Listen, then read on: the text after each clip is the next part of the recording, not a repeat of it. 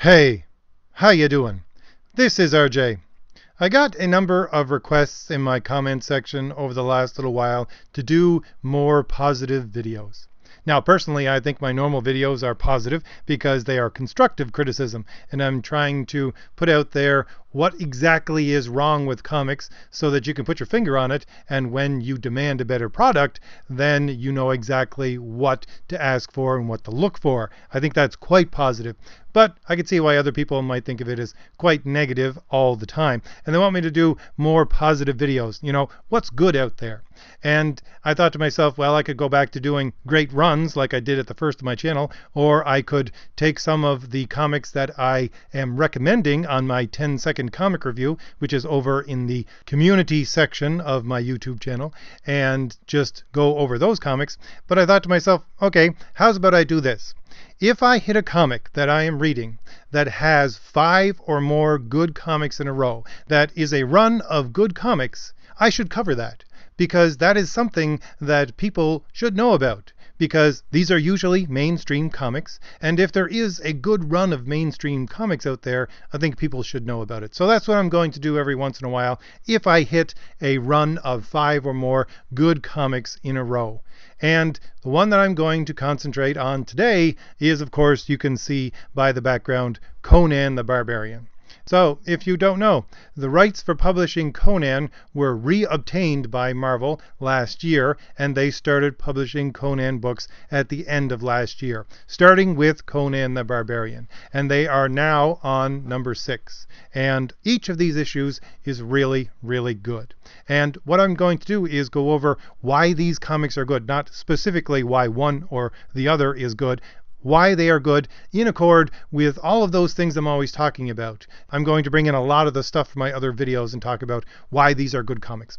So first off, I have to say that there are a lot of people out there who I am sure are ready to turn off this video because they say to themselves, I don't like Conan. I don't want to read that. But honestly, it's a good book. It's a good story. And even if you don't like Conan, if you like fantasy adventure, if you like D&D kind of stuff, or even if you like anime and manga isekai, this book would probably be very attractive to you. They are trying to put this genre into a modern context, and they are doing it quite well.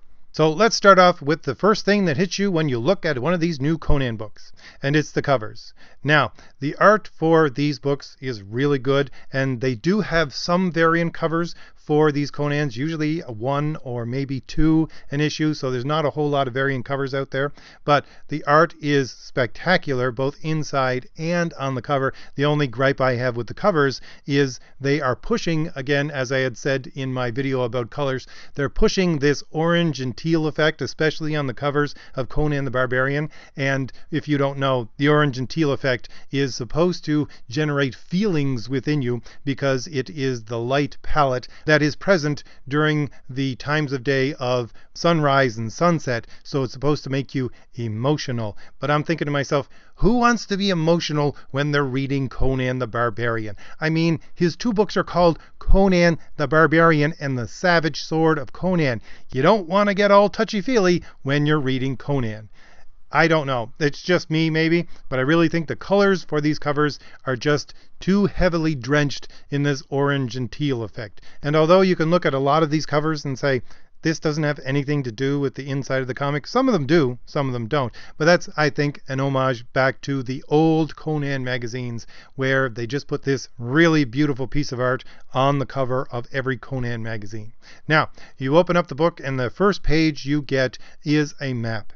And when I first opened up these books, I thought to myself, that's wasted space. It gives you a little blurb about the Conan stories, and it has a map underneath. But the way that these stories are constructed, you kind of need that map. Even though it's the same map every time, you get to see where Conan is within the story. And it's actually quite helpful if you're trying to follow along from book to book to book. You might not notice it when you're just reading one book, but when you're actually reading them all, it makes a lot more sense to see exactly where he is. Now, the second page is the credits page, and I have to put some attention into this page because it shows that Marvel doesn't own the full rights to Conan, not at all. There are still people from Conan Properties International that have their hand in the publishing of this book. They get some of the money, and they actually have someone who is working for them, who is telling the people at Marvel what exactly the history of Conan is, so that they don't violate the history of the Conan books. I think this is the key to why this book is actually being handled so well. It's because, of course, Marvel does not have full control over this character. And since they have to appease the people who actually own the character and make sure that they are putting in stuff that is in accord with the history of that character and not messing up the franchise of this character, they actually have to put a lot of effort into writing a good Conan story and making this a good Conan book. Now, of the story itself, it's called The Life and Death of Conan. And as I said, there are 6 issues out, and we're still within this story arc of the life and death of Conan. And what the story is centered around is the fact that Conan, when he was young, he ran into a witch called the Crimson Witch, and she was trying to resurrect her dark god, this god of blood called Razazel. That's as best as I can pronounce it.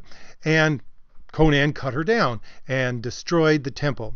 But the thing was that since it was a dark god, it reanimated the corpse of this witch, and she sought to bring about the resurrection of this god over and over again. But she needed blood sacrifices. And the reason why she picked Conan to begin with was because the blood of the warrior that they needed to be strong. He needed to have killed many enemies, and that's what makes his blood strong. So this witch and this dark god and these 2 children, which now work for this dark god as well, decided that they would allow Conan to marinate in blood throughout his life, allow him to become the perfect sacrifice to bring about the resurrection of this god. And so near the end of the last run of Conan books, which we have from Marvel, the old Conan the King stories, when Conan was a king, he was out on a battlefield, and the 2 twins, the little kids that work for this dark god, decided that this was the time that they were going to take Conan and they were going to make him this blood sacrifice. So the entire story arc is set up brilliantly, I must say, because what it does is it goes over various points in the life of Conan where, again, he just got drenched in blood from one battle or another. And the whole point of these stories is they're trying to show why exactly this dark god has chosen Conan as their blood sacrifice. So each of these stories is almost an independent Conan story until you get to about the last page or the last 2 pages, and it ties it in with the dark god trying to take Conan the King and use him as a sacrifice to be resurrected. So this works out spectacularly for these Conan books. First of all, you get to see one-shot Conan books, but at the same time, they're all tied into this larger story arc. So it would ease a new audience into this character of Conan. And also what it does, it allows for separate stories so that if Marvel is working like Marvel and they can't get these things out on time, well, they can put in a filler story. They have this extra story. I think it was number 4 that they did this with. They had another story and another artist, so if the artist can't keep up with the work, you have this separate artist that was put in for number 4, and he did the same thing. There was a separate story from Conan's history, and it had a different artist, but it didn't stick out because, again, all of these stories are separate stories that feed into this larger story. So it works spectacularly well, if you ask me. And the one thing that really hits me when I read this book is I'm always going on about the writer's rule of show, don't tell. That's the writer's rule. Now, I'm used to that because when I was dealing with my editor, I was writing a novel. You had no visual, so you had to concentrate entirely on show, don't tell. But when you have a comic book, you can show and tell at the same time. Now, a lot of people in current Marvel are trying to tell the story without giving you any kind of good visuals whatsoever. So they're violating both of those rules of show, don't tell, or show and tell at the same time. But This is what comics is good at. This is the exact reason why comics is such a unique medium, because it can show and tell at the same time. Now, I love some of those old comics where you have, let's say, Wolverine and Silver Samurai fighting for page after page of silence, where it's just showing. And you can have that, and it's great, but you can't just have tell, where it's just narration, narration, narration. That's not going to work in your comic books. But in these Conan books, they are giving you narration, but at the same time giving you spectacular visuals in the background. And it's showing and telling. And like I said, only comics can do this. And they are doing this quite uniquely with this Conan run. So to move on to the art, as I said, there is one main artist that is on this book. He has done 5 of the 6 books, and that is actually quite an accomplishment for a Marvel comic. It wasn't in the past, certainly, but it certainly is today. And you only had one book, which was number 4, which was done by an alternate artist. But both of them I see as being really good. And one of the things that really needs to happen with Conan would be the use of shadow. And both of them are using shadow very well, because you had those old Conan books, and they got inked very well to show the difference between shadow and light in this world of Conan, which I would say needs to be done, because it is a very dark world, and you need to have that overtone of shadow in order to build up some kind of visual suspense with this book. And these books do that. Now, besides that, with the coloring, again, I love their use of shadow in this. This is one of the few books that I have picked up recently that I actually enjoy the color scheme for. I really do. The coloring is really well done, and I think it needs to be really well done because of the fact that blood is one of the essential elements of this storyline. And of course, you have the Conan world. It has to be dark. You have all of these guys in armor and on the battlefield. You know that it's supposed to be gritty and dirty. The colorist really needs to be doing his job well, and you have these splashes of blood everywhere. And I think this is the best modern comic that I've seen that used a color palette in the correct way to actually move the story along rather than work against the story by muddying things so much that you can't actually see what's going on.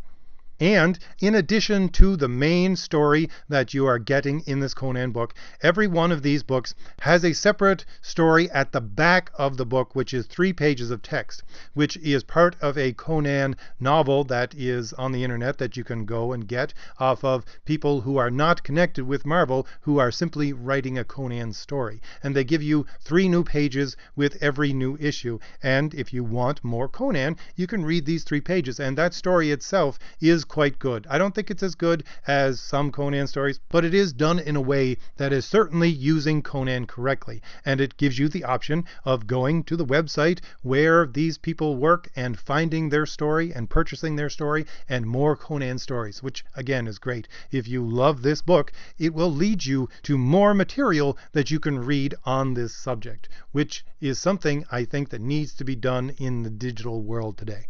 And I can't talk about this book without briefly talking about the other Conan books that are out right now. Because there is another Conan book, which is Savage Sword of Conan, which I'm not going to talk about, but there's another one called Bleat, which is the Age of Conan. And this is a character from the old Conan stories and from the old Conan comics. But as well as they are doing this Conan the Barbarian, that story of Bleat, the Pirate Queen, I think she's called, it is just horrible. I have done some of the issues for my 10-second comic reviews. It is awful. They are shoving so much progressive agenda into that story. It is just dripping with cringe. And the problem is, this is supposed to be the origin story for this character, and they are just butchering it. And so, although it has beautiful covers for these books, just stay away from it. If you like Conan, don't even go near it. There's supposed to be a new Conan female-led book coming out in the next couple of months, which is another Age of Conan book called Valeria. And I've only seen the cover. They've just put that out, and they really haven't put anything out about the story at all. Hopefully, they're going to treat this character a little better. And of course, there is no Red Sonja. Marvel does not have the rights to Red Sonja. Dynamite is still publishing Red Sonja, and I would say I've read some of their Red Sonja. They're really not doing that character justice. But here's the thing. As I said previously, I think this is the reason why Marvel is actually having to treat this character with such respect. Now, the comics are not selling spectacularly. They're doing well, but they're not on the top tier of what is on their sales. But it's not even close to the bottom tier either, so it's in the middle. And they are trying to milk this a little bit, but of course, it doesn't appear that they're allowed to use the character in any way that they see fit, because they have these ties to the Conan Properties International Company. And that company, as I said, if you look at the credit page, there is what they call a librarian, a Conan librarian, and he is there on every credit page. So I do believe that what is going on with this character is a hint of how you can find good Marvel stories in the future. If you see characters that Marvel does not have full control over, then that would be something you should look into, because they don't have full control over this character. They probably want to get Red Sonja back, but it's still being used by Dynamite. So to try and get all of those characters back and to keep their hold on Conan for now, they're going to have to appease the people at Conan Properties International. They're going to have to make sure that they are the ones who are ultimately in control. Because again, you have this librarian. He's there to say, look, this is what Conan's history is. If you want to know, this is it. And I'm sure some of that would be, you can't violate this history. You can't just go off in any direction with your progressive agenda and stick it in left, right, and center in this book, because you will be devaluing our property, and then we will simply take it away from you. And so Marvel is forced to put this character into an actual story that has actual stakes and is something that will contribute to the character rather than being used as something to promote a progressive agenda. Anyways, I could go on and praise these books for an entire hour, but suffice it to say is they are a really good run. If you haven't picked any of these up and you have some liking for isekai or for fantasy fiction or simply D&D kind of role-playing games, I would say pick one of these up. Pick a couple of them up. See what you think, because this is an actual good run of books coming out from Marvel right now. So, hopefully, I've given you something positive to think about. If I did, hit like, hit the shield in the lower right-hand corner of your screen to subscribe, and leave me a comment. Tell me if there are any other runs of comics out there from Marvel and DC or any of the other major companies that you think that I should cover in this list. All right, I'll see you later. Bye.